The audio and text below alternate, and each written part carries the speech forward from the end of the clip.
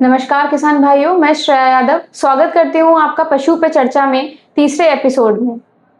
आज उपस्थित हैं हमारे साथ डॉक्टर आशीष अवस्थी जो कि पशु चिकित्सक विशेषज्ञ हैं। आज हम बात करेंगे डीवॉर्मिंग के बारे में।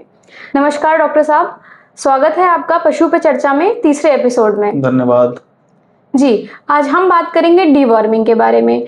तो डॉक्टर साहब, हमारे किसान भाइयों को बताइए डीवॉर्मिंग क्या है और इसकी जरूरत क्यों पड़ती है। डिवर्मिंग एक ऐसी प्रक्रिया है जिसके द्वारा आंतरिक परजीवियों को नियंत्रित किया जाता है। जी, इसकी जरूरत क्यों पड़ती है। इसकी जरूरत इसलिए पड़ती है कि आंतरिक परजीवी जो भी हैं पशु के पेट में उनका काम होता है कि वो पशु के पोषण को आहरण करते हैं। जैसे कोई भी हम पोषक तत्व दे रहे हैं पशु को, तो वो क्या करते हैं, कीड़े की उन पोषक तत्वों को चूसने का काम करते हैं और जो ताकत पशु के शरीर में लगनी चाहिए वो नहीं लग पाती है। किन लक्षणों से पता चलता है कि पशु में कीड़े हो सकते हैं। बिल्कुल, बहुत सारे 2-3 लक्षण होते हैं। जैसे पहला लक्षण होगा कि पशु बार बार चारा कम करेगा, चारा कम खाएगा। दूसरा लक्षण ये होता है कि आंख में कीचड़ आना। तीसरा लक्षण ये होता है कि बार बार दस्त होना पशु को। और साथ ही साथ एक चीज और आप देखेंगे कि पशु के गोबर में बदबू आएगी। तो इन सब कारणों को देखते हुए हम समझ सकते हैं लक्षणों को कि पशु के पेट में कीड़े उपस्थित हैं। तो डॉक्टर साहब, डीवॉर्मिंग हमें कैसे करनी चाहिए। डिवर्मिंग करने का जो तरीका है वो शाम से शुरू होता है। जैसे अगर हमें सुबह किसी पशु की डिवर्मिंग करनी है तो शाम को हमें थोड़ा सा उसको मीठा कुछ खिलाना पड़ेगा। जहाँ पे गुड़ उपलब्ध है 100 ग्राम हमें गुड़ देना चाहिए पशु को जी। अगर चीनी उपलब्ध है तो वही 70 से 80 ग्राम हमें चीनी खिला देनी चाहिए। चीनी या गुड़ मिठास वाली चीजें खिलाने से होगा क्या कि पशुओं में बड़ी आंत में सारे कीड़े एक जगह आके उपस्थित हो जाएंगे। और सुबह हमारी जो भी दवा है वो चाहे एल्बेंडाजोल हो या फेनबेंडाजोल हो, उस दवा को हमें पशु को पिलाना है। पशु को पिलाने से पहले ये सुनिश्चित कर लेना चाहिए कि पशु को पहले से हमने चारा तो नहीं दिया है, क्योंकि खाली पेट डिवर्मिंग करने से 99% जो भी पेट में उपस्थित कीड़े हैं वो खत्म हो जाते हैं। तो ये प्रोसेस करने के बाद जब हमने पेट के कीड़े की दवा दे दी तो होता क्या है कि रूमेन में उपस्थित जो लाभदायक जीवाणु हैं वो भी कहीं ना कहीं नष्ट होते हैं इस दवा से। तो जरूरत है उसके बाद हमें लीवर टॉनिक पिलाने की जानवर को। अमूमन हमारे किसान भाई इस चीज को थोड़ा सा इग्नोर करते हैं और इस चीज को नहीं करते हैं। तो लीवर टॉनिक लगभग 6 से 7 दिन तक लगातार पशु को देना चाहिए। डॉक्टर साहब, डीवॉर्मिंग के फायदे क्या क्या हैं।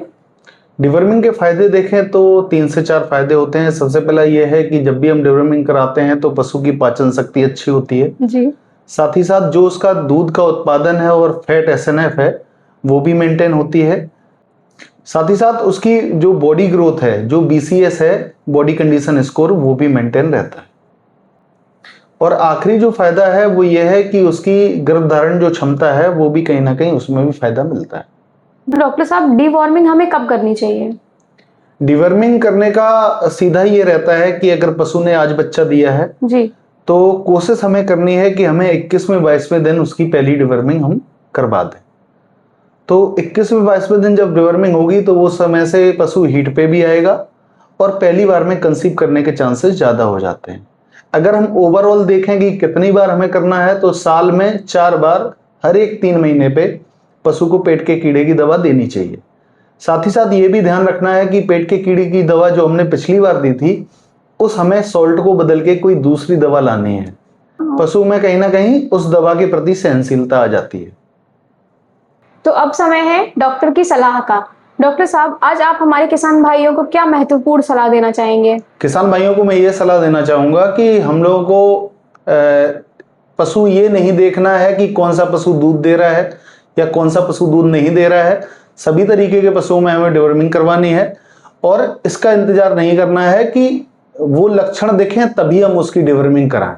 तो हर एक 3 महीने पे हमें कोशिश करनी है कि हम पेट के कीड़े की मारने की दवा देने का काम करें और साथ ही साथ लीवर टॉनिक को भी चलाने का काम करें।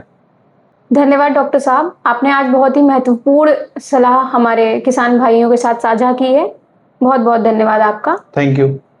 किसान भाइयों, अगर आपको हमारी जानकारी महत्वपूर्ण लगी हो तो इसे अपने साथी किसान भाइयों के साथ जरूर साझा करें और जुड़े रहें पशु पर चर्चा के साथ। धन्यवाद।